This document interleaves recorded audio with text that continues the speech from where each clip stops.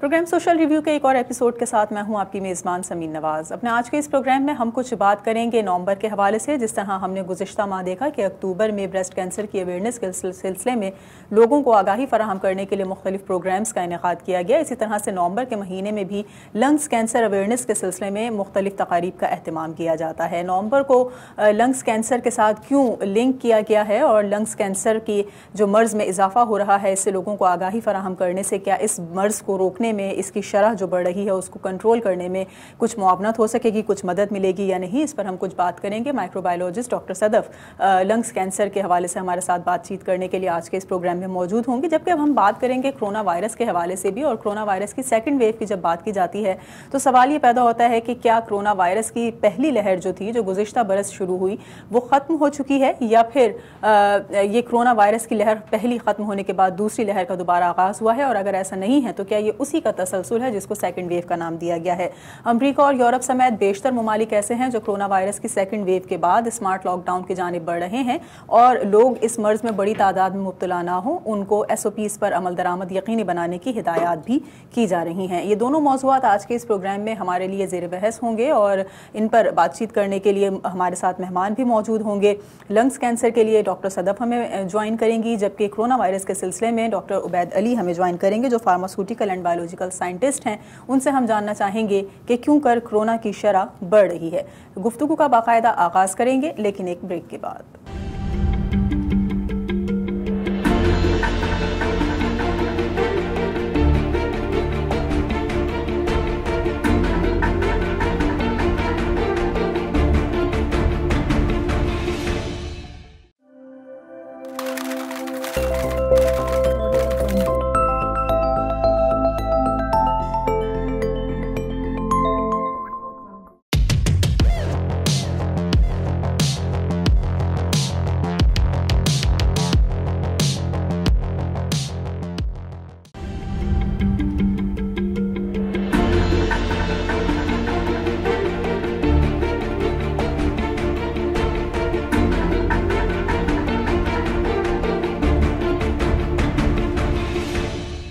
Welcome back नाज़रीन। Programme social review में एक बार फिर आपको खुश आमदीद कहेंगे। कोरोना की दूसरी लहर के हवाले से बातचीत का आगाज़ करना चाहेंगे। डॉक्टर उबैद अली हमारे साथ मौजूद हैं, फार्मास्यूटिकल एंड बायोलॉजिकल साइंटिस्ट हैं।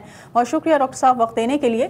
मेरा पहला सवाल आपसे यही है कि जिस तरह हम बात करते हैं कोरोना सेकेंड वेव की, और जब हम सेकेंड वेव की बात करते हैं तो फर्स्ट वेव का जो एक कॉन्सेप्ट चला आ रहा है या जो उसका सिलसिला है, आप क्या सजेस्ट करेंगे या आप क्या समझते हैं, क्या पहली वेव रुक चुकी थी, ख़त्म हो चुकी थी, लोग कोरोना में मुब्तला नहीं हो रहे थे, और अब मौसम की तब्दीली के बाद या सर्द मौसम के आगाज़ पर जो एक मरतबा फिर कोरोना के पेशेंट्स की तादाद बढ़ गई है, तो इसलिए इसको सेकंड वेव कहा जा रहा है। आपके ख्याल से कोरोना का इस वक्त क्या सिलसिला चल रहा है और ये किस नहज पर मौजूद है? जी बहुत शुक्रिया। जो पहला सवाल था कि ये सेकंड वेव क्या है, तो सेकंड वेव को आम लफ्ज़ों में अगर कहें कि ये दूसरा हमला वायरस का, तो इस तरीके से ही बात कही गई है कि ये पहला हमला शायद ख़त्म हो गया था और दूसरा हमला शुरू हो गया।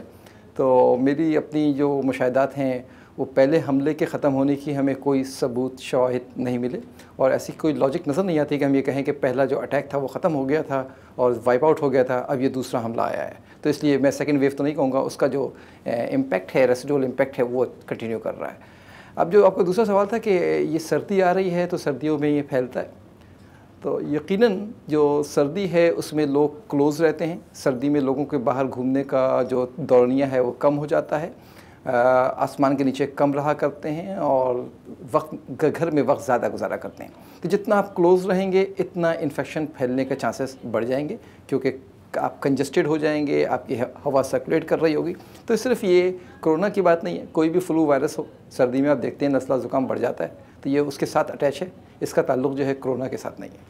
अच्छा, फिर जब हम बात कर रहे हैं कंजेस्टेड प्लेसेस की, या जब हम बात कर रहे हैं कि सोशल डिस्टेंसिंग लोगों में नहीं है, और अगर हम बात करते हैं वर्ल्ड हेल्थ ऑर्गेनाइजेशन की, तो जो उनकी एक नई रिसर्च सामने आई है जिसमें वो एतराफ़ करते हैं इस बात का कि लॉकडाउन इस मसले का हल नहीं, क्योंकि सोशल डिस्टेंसिंग हो या ना हो ये मर्ज़ एक से दूसरे को मुंतकिल नहीं होगा, यानी man to man transfer disease नहीं है, ये एक वायरस है जो कि फ़िज़ा में मौजूद है। तो इस वर्ल्ड हेल्थ ऑर्गेनाइजेशन की इस नई रिसर्च के बारे में आपका क्या कहना है? आप किस तरह से इसको कहेंगे क्या वाकई ये एक से दूसरे शख्स को मुंतकिल होने वाली बीमारी नहीं है? तमाम तर एहतियात जो है वो हम अगर नहीं भी उसको अमल पैरा करेंगे तो ये मर्ज़ अगर किसी की इम्यूनिटी स्ट्रॉन्ग नहीं होगी तो उसको ज़रूर वो इसमें मुब्तला हो जाएगा।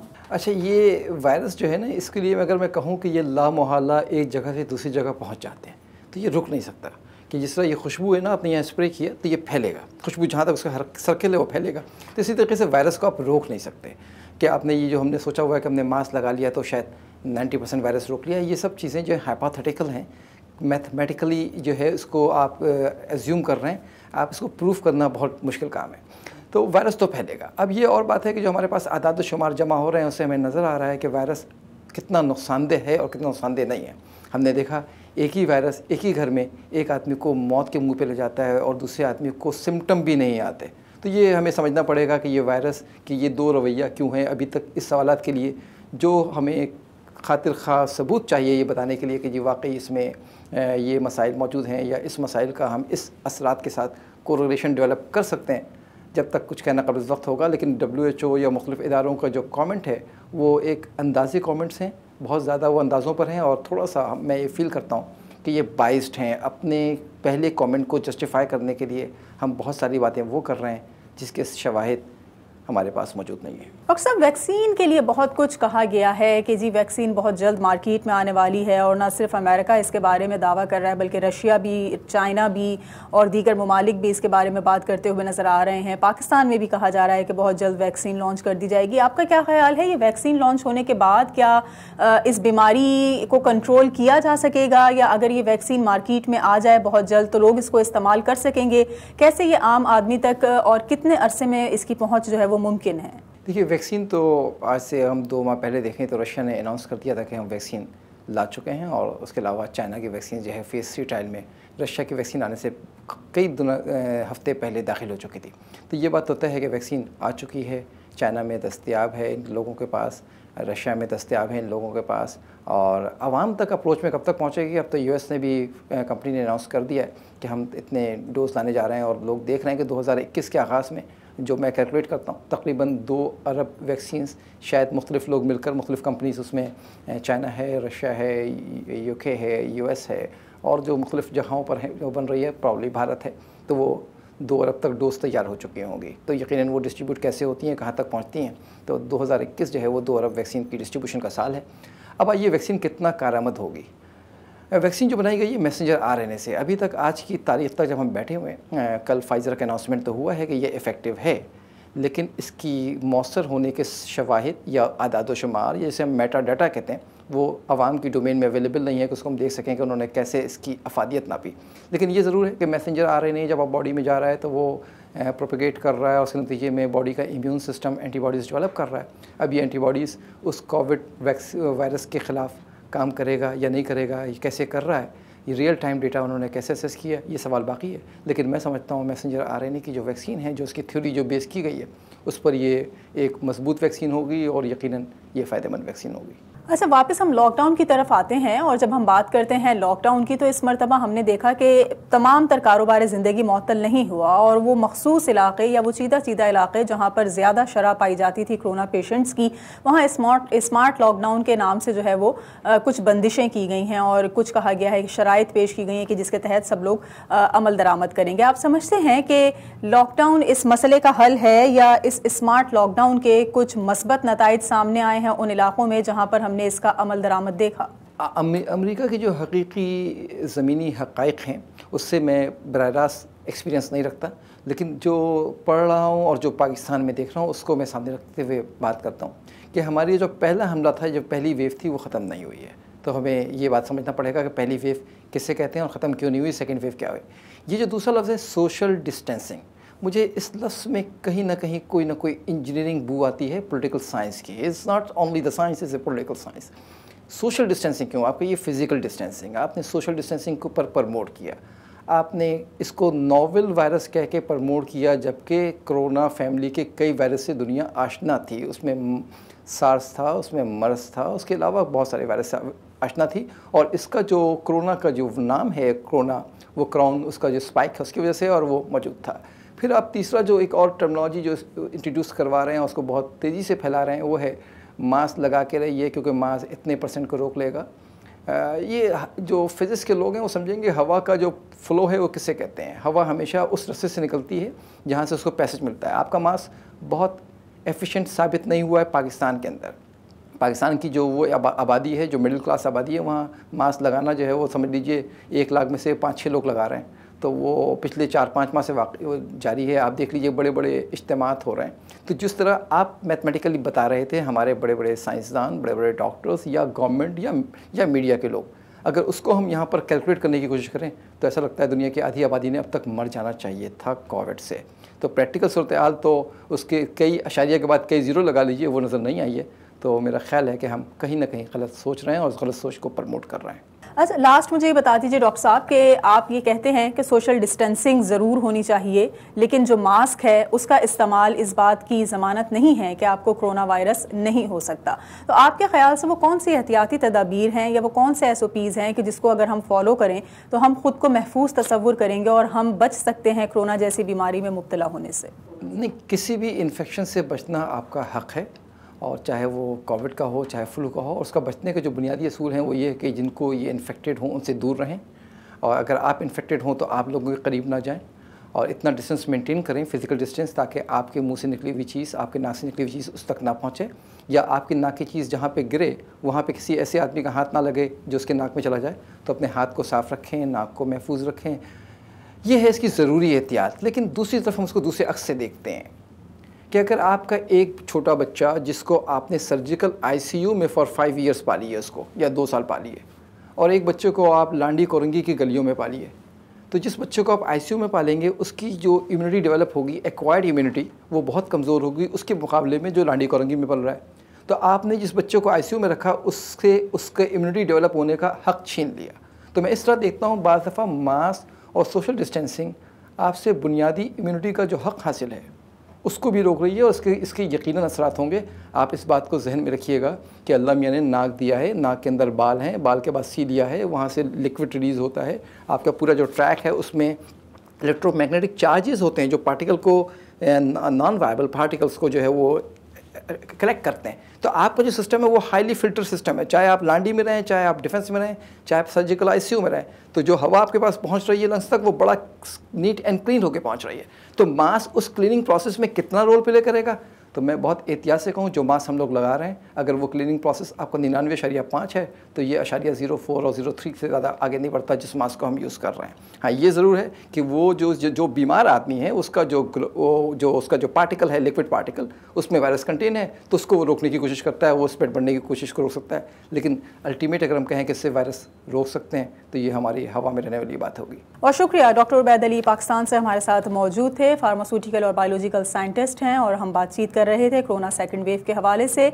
लंग्स कैंसर के हवाले से भी कुछ बातचीत करेंगे। डॉक्टर सदफ अली हमें ज्वाइन करेंगी, माइक्रोबायोलॉजिस्ट हैं, उनसे गुफ्तगू करेंगे, लेकिन एक ब्रेक के बाद।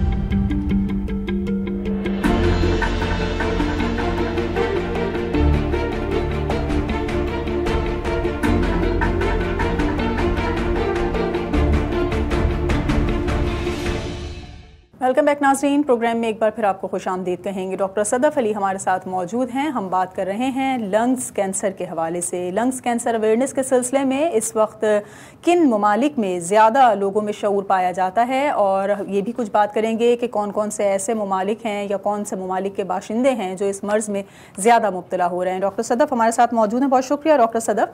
सबसे पहले मैं आपसे यही जानना चाहूँगी कि किन ममालिक के बाशिंदों में जो ये फेफड़ों का सरतान है या जो लंग्स कैंसर है वो बढ़ रहा है, और किस एज ग्रुप के लोग हैं जो कि इस मर्ज में ज़्यादा तेज़ी से मुब्तला होते हैं?